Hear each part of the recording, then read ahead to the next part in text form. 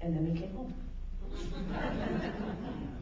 Oh, and in their shy way, they also put it in the New York Times, and they were the first same-sex couple in the wedding announcement in the New York Times. 2003? 2003.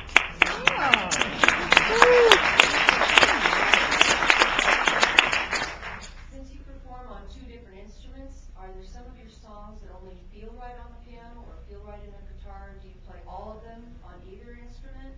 Could you talk a little bit about that exchange and those particular songs? Well, John's film is a little deceptive because I really don't play piano on stage anymore. I blew out a tendon in my middle finger, of course. How? About 15 years ago in Japan, and I can't stretch this hand anymore. So I'm extremely cautious about sitting down at the piano because having played since I was 2.5 one way, I can't seem to undo that. We decided to use the piano for this because I could choose the songs and I could be careful. When I was playing on piano, and what I do that's similar to what you're asking is the two guitars are tuned radically differently. And yeah, there's some songs that just feel better on one than the other, like there's some songs that feel better on your throat than others, or some songs that feel better lower than others. I was looking at that film and remembering I was just recently out of surgery when we made this too. I was looking at you guys see one thing, right? Here it is from the performer's perspective.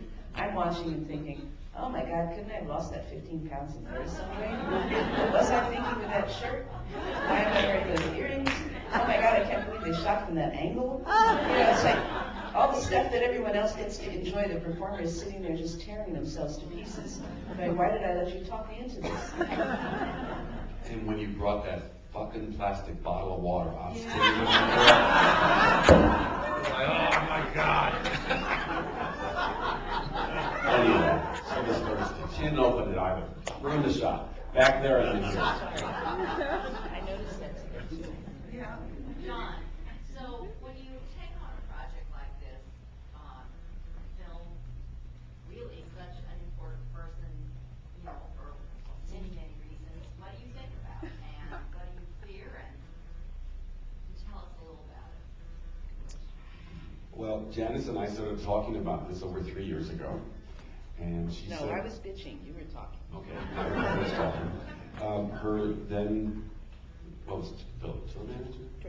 Tour manager said the Sheldon Theater would be a terrible place to make a television program. That's the theater we shot in.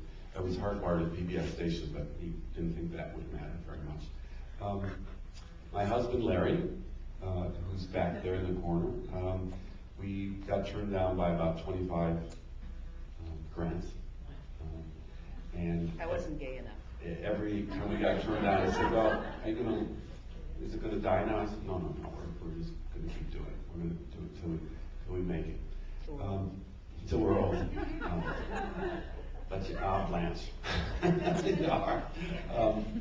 And, you know, we the summer before, we shot an hour-long interview in a high-def studio. That was a terrific interview. The station said, well, we'll keep the master here for you. A week before, we were going to shoot the concert version. I had this all sketched out, and Janis said, yeah, you do whatever you want, it's fine. It was going to be the interview and then other things. Well, the TV station lost the master tape. So the hour-long interview was gone. So you just had to let it go, because as the filmmakers in the audience know, when you start editing something, you have to edit with what you have, not with what you thought you were going to get. Right. And so it actually changed a couple of times. I had told Janis how I thought we were going to take the set list she had done and we were going to change the things. And she said, fine, do whatever you want. And of course, then it didn't work, so I put it exactly back in the set order that she had it, because it had a beautiful flow to it. We did cut out one song of the set she did that night, Buried in London, because the PBS station told me that absolute PBS in this country would not play that song. And they even said, now what about this thing about the Kennedys and the autobiography? And I said, it's a joke. Okay? There still can be humor in the world. The song Married in London is on my website if you want to download it. It's free. It starts off saying we're married in London but not in New York. Spain says we're kosher. The States say we're pork. We went in Toronto, the judge said amen, and when we got home, we were single again. And it goes on in that vein, and at the very end, there's a conclusion where I have to choose between fuck, screw, or bugger. The last verse goes, So lovely. no, that's not the start of the verse. I wouldn't start with that. That's a punchline. Go ahead. If I were a frog, here is what I would say. It's hard being green, it's hard being gay, but love has no color, and hearts have no sex. So love where you can, and fuck all the rest.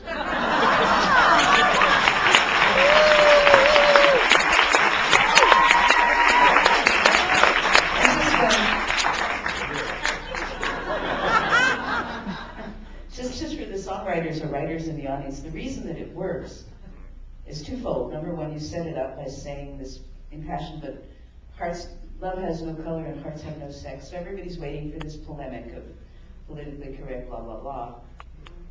And then they don't get it. And then the second reason it works is who expects Janis to say fuck on stage?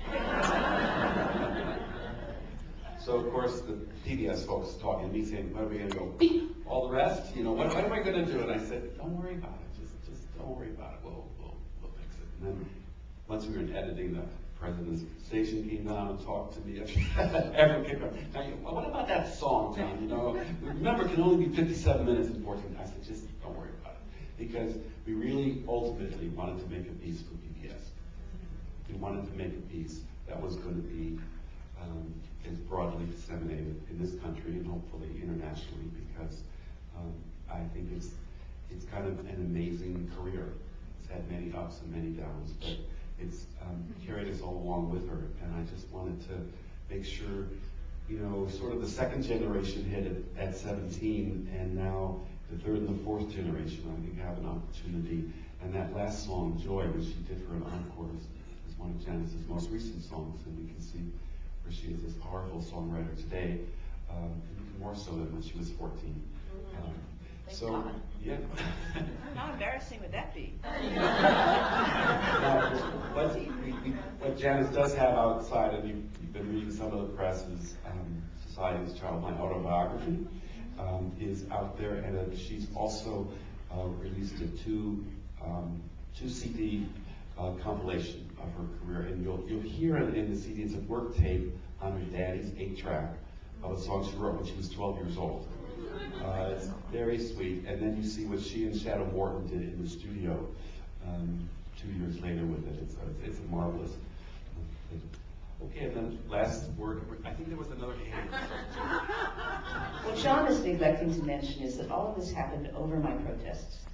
I really did spend the entire 3 years that he was out there getting turned down for grant after grant after grant saying, "John, I don't have time for this. I'm not interested in doing this. I don't have time for this. I don't know why you're doing this. People keep turning you down. The universe is trying to tell you something." And he kept going, no, I'm doing this. And what he doesn't mention is the part of it after he was finally turned down by the Astria Foundation, of all people who certainly owe me at this point. What he's not mentioning is that he and his partner Larry also helped fund this film. So it was really a labor of love on his part, and obviously I'm immensely grateful.